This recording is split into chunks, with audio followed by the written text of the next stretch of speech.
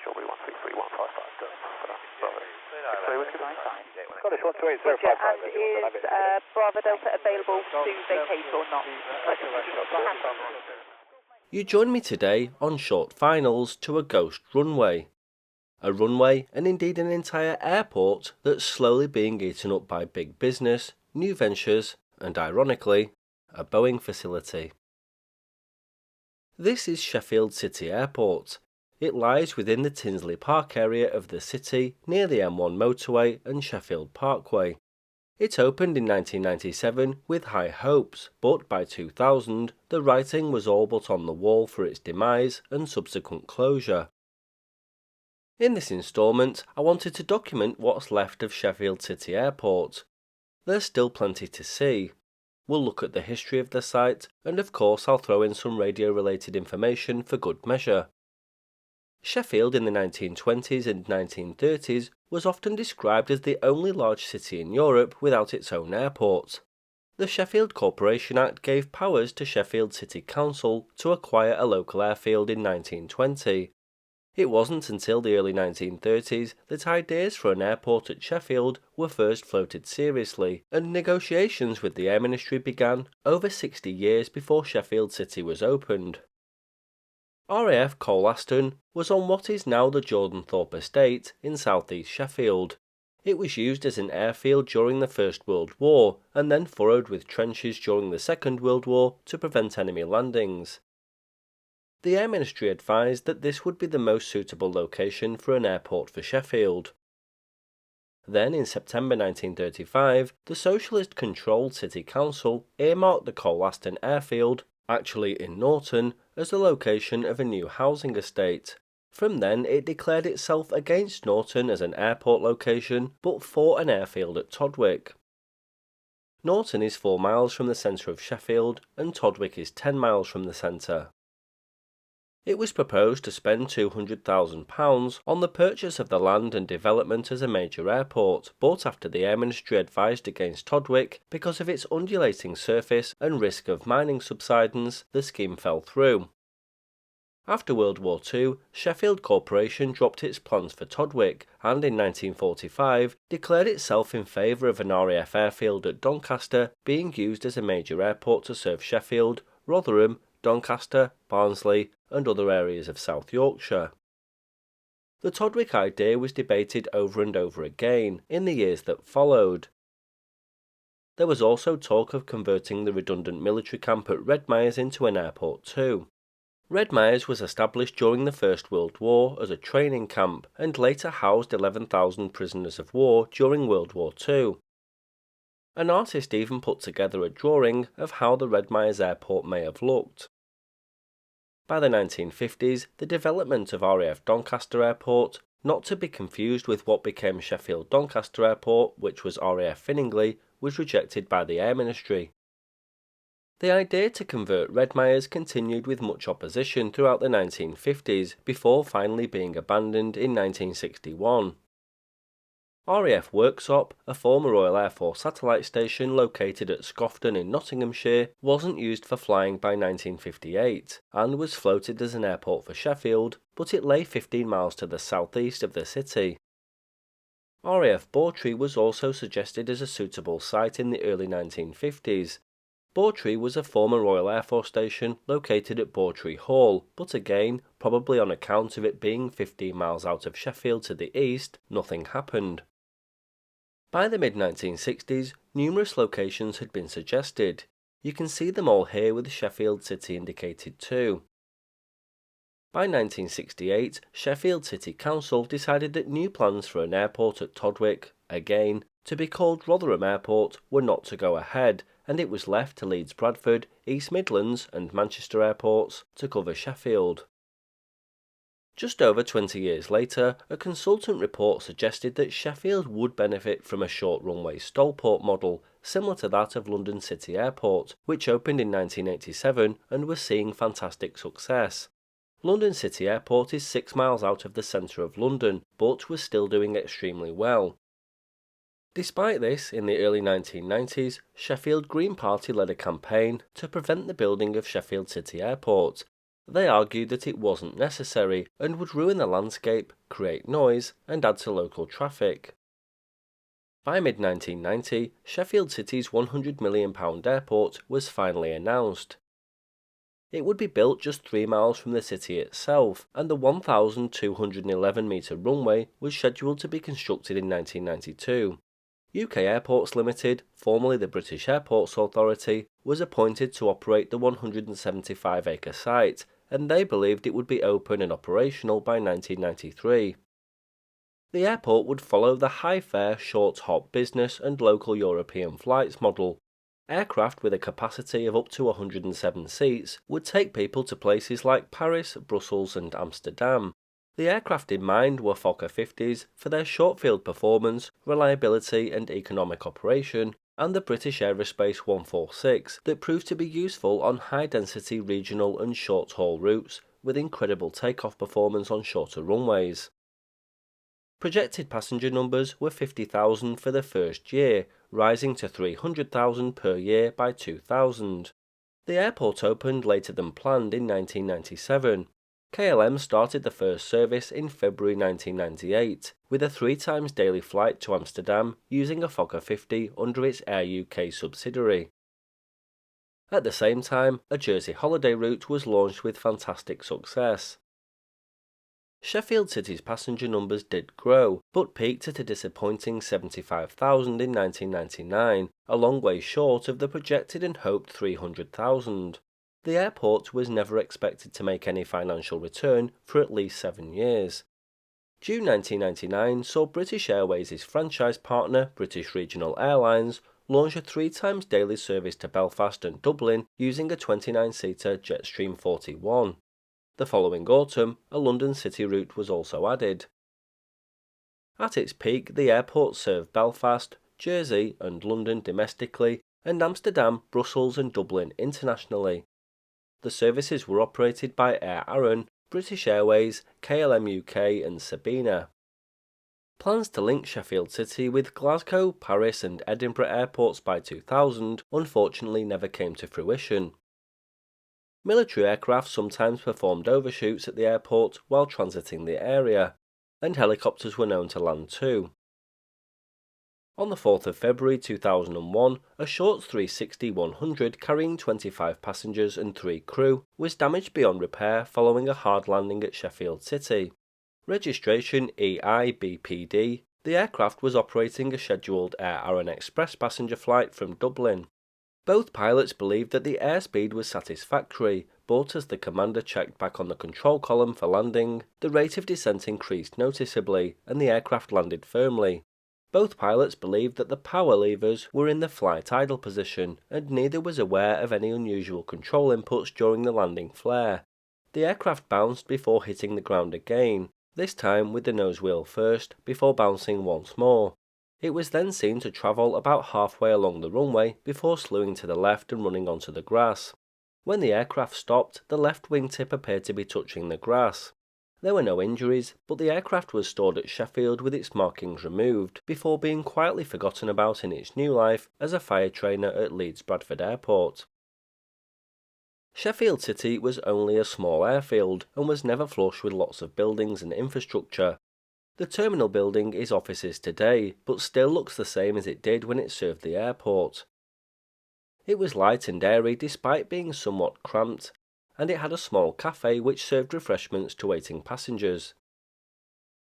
Its glass front, curved roof and interior greenery screamed contemporary 1990s aesthetics. The ramp outside, which was spacious enough for a few small airliners and was once filled with aircraft, is now a car park. Car parking to the rear and side of the terminal building was enough for passengers, but was reduced by a new business park encroaching onto the airport quite early on in its life. A large hangar, a later addition, from after the closure of the airport to airline traffic, still holds 1 or 2 clues from its former life. A couple of helipads are still visible in the car park out to the front. 2 taxiways lead from the ramp to runway 28 at the eastern end of the airfield. One is at the end of the runway and has been dug up, and there's no trace of it today.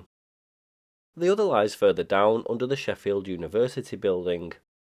Perhaps the jewel in the crown, and something I'm so glad has been saved, is the control tower, which also appears to be used as a rather innovative office space. Once bristling with antennas, it's nice to see it's been given a new lease of life, with its slightly cantilevered floor and sloped windows at the top.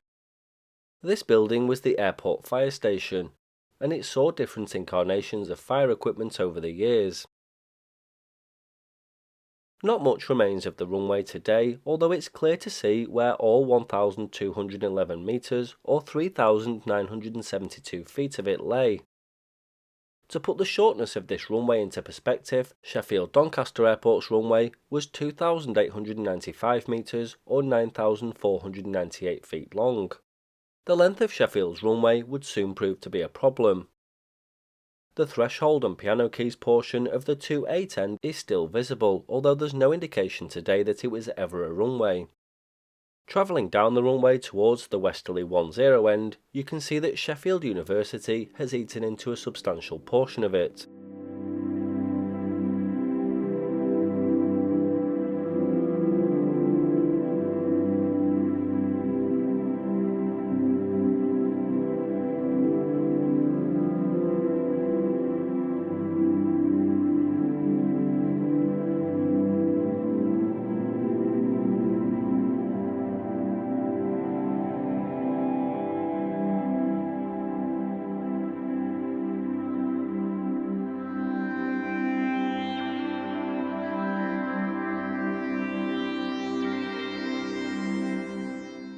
The remaining two-thirds was lifted sometime between 2013 and 2015 and returned to nature as a meadow which you can now walk through.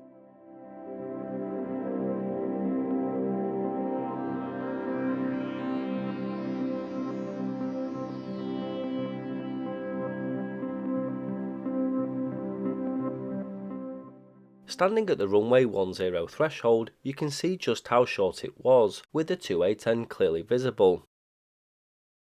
At this end was a police air support helipad, which was removed when the runway was lifted. The Sheffield City Tower frequency was 128.525. There was also an ATIS on 121.7. An airport ATIS, or Automatic Terminal Information Service, is a continuous broadcast of recorded aeronautical information, including weather, active runways, and other essential details. It provides pilots with crucial information at an airport before contacting air traffic control. There was also an NDB, or non-directional beacon. A non-directional beacon is a ground-based radio transmitter used in aviation for navigation. NDBs emit radio signals in all directions, providing aircraft with a reference point or beacon to navigate by. It would have looked similar to this NDB at Whitegate in Cheshire that serves Manchester Airport in the main. Sheffield's NDB repeated the letters SMF in Morse code on 333 kHz 24 hours a day. It's my understanding that the airport had a localizer and glide slope ILS. An airport localizer, part of the Instrument Landing System or ILS, provides pilots with horizontal guidance, helping them to align their aircraft with the runway centerline during an instrument approach. A glide slope provides vertical guidance to pilots during the final approach and landing, ensuring they follow a specific descent path to the runway. Sheffield City's localizer and glide slope equipment would have been similar to this at the now demolished Woodford Airfield in Cheshire. The localizer is an array of antennas lined up at the end of the runway, and the glide slope is a set of antennas on a short tower. Again, it's my understanding that Sheffield City had an ILS DME after the Airline era, with the ILS frequency of 111.350 being used as a simple DME, with no glide slope or localizer operative. DME stands for Distance Measuring Equipment. If anyone has any corrections on the above, as I'm not a pilot, they'll be gratefully received. 455.625, 455.725, 460.925 and 461.025 were the airport's UHF frequencies, used for tower and ground relays and ground vehicles and airfield services. Just as Sheffield City Airport was taking off, the low-cost airline revolution began in the UK. The start of low-cost carriers in Europe began together with the final deregulation of the market during the 1990s. This deregulation allowed airlines to decide their prices and destinations. Before deregulation, this was strictly controlled by the government. This change very quickly made the high-fare, short-hop business flights model that Sheffield City relied on obsolete. The airport failed to reach its 50,000 passenger target in the first year of trade, hitting just 46,000 in 1998. It peaked in 1999 with 75,000. The year 2000 saw a drop to 60,000, and 2001 saw just 33,000 passengers. A major headache from the start was the lack of space and flat ground in Sheffield to build an airport. This was to be one of the contributing factors to its demise, and it's clear to see from the air just how short the runway was. Likewise, the length of the runway limited the range of aircraft types that could use Sheffield. Most of the early low-cost airlines had planes that were unsuitable for Sheffield's runway. The Boeing 737 and Airbus A320 family of aircraft were all too big, and the Embraer E-Jet family of aircraft weren't operational until 2004. Sheffield City wasn't just to blame for reduced passenger numbers. The only route that was pulled due to low numbers was London City. The problem was that KLM and British Airways routes were pulled due to restructures within the airlines. The Dublin route was extremely busy, and it was difficult to actually get a flight. By the early 2000s, the new low-cost airline model led to a lack of commitment to smaller airports like Sheffield City. By November 2001, the only remaining scheduled flights were the twice-daily British Airways to Belfast City. The end of the last Belfast service in August 2002 was the final nail in the coffin for Sheffield City Airport. An agreement between Peel Ports, Tinsley Park and Sheffield Council, signed on the 31st of July 2001, sealed the fate for Sheffield City. It was to be sacrificed for Sheffield Doncaster with the promise of better services. Ironically, Sheffield Doncaster, which opened in 2005 and had a larger runway, struggled to attract the new low-cost carriers. Fire cover and the ILS were removed in a short space of time after the signing of the agreement, effectively preventing its use by commercial airliners. Peel Airports, who later opened Sheffield Doncaster Airport in 2005, purchased Sheffield City in 2002.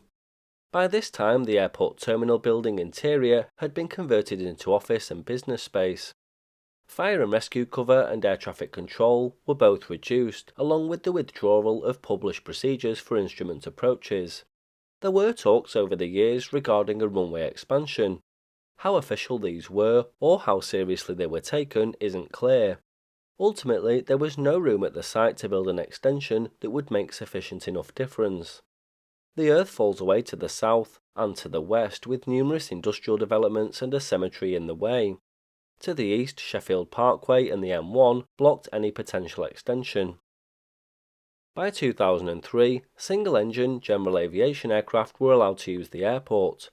No PPL students were allowed to use it, however, and before 2003, only qualified PPL pilots with dual-engined aircraft and ratings were allowed to use it. An office block was built that obscured the view of almost 50% of the runway from the control tower, one of the many signs that the airport was going to close. A base for the Yorkshire Air Ambulance opened on the 25th of August 2007. The heliport remained in operation after closure of the airport for use by the South Yorkshire Police Air Support Unit and the Yorkshire Air Ambulance.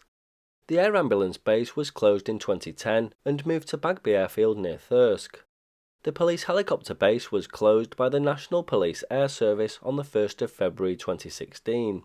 This brought a complete end to aviation activity at the site. The airport CAA licence was withdrawn on the 21st of April 2008. Sheffield City was officially closed on the 30th of April 2008 after reporting losses of more than £1 million. It was famously sold for just £1. The £1 was never collected, and the land register showed that the transfer was registered with a value of less than £1 million. In 2012, a mystery bidder came in with a proposal to reopen the airport. The man told the Federation of Small Businesses that he wanted to buy the now 80-acre site due to being eaten up by the business park from its owners Peel Holdings. He claimed he could operate scheduled services to UK and European cities and proposed to offer flight training, air taxi and business charter services. He also said he would open up a restaurant and other leisure facilities on the site, but this didn't go any further. Efforts by a small group of campaigners to revive the airport in 2013 also failed, despite more than 5,500 people signing a petition for it to reopen. Once the runway was torn up after 2013, all hope of an air facility in Sheffield for reaching the major European centres, giving access to the strategically important customers, suppliers and partners of Western Europe, was lost. Despite the obvious remaining infrastructure I've covered, you can still see the original markings on the apron, numbered lines that the aircraft parked on. The original grid markings are still there too.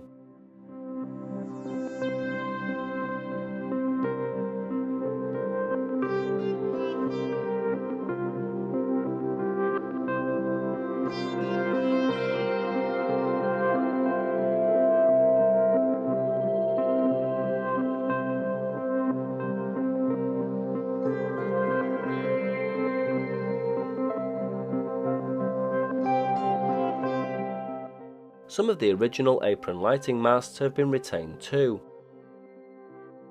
From the heliport days, helipads 1, 2 and 6 are still visible, along with some of the other road markings.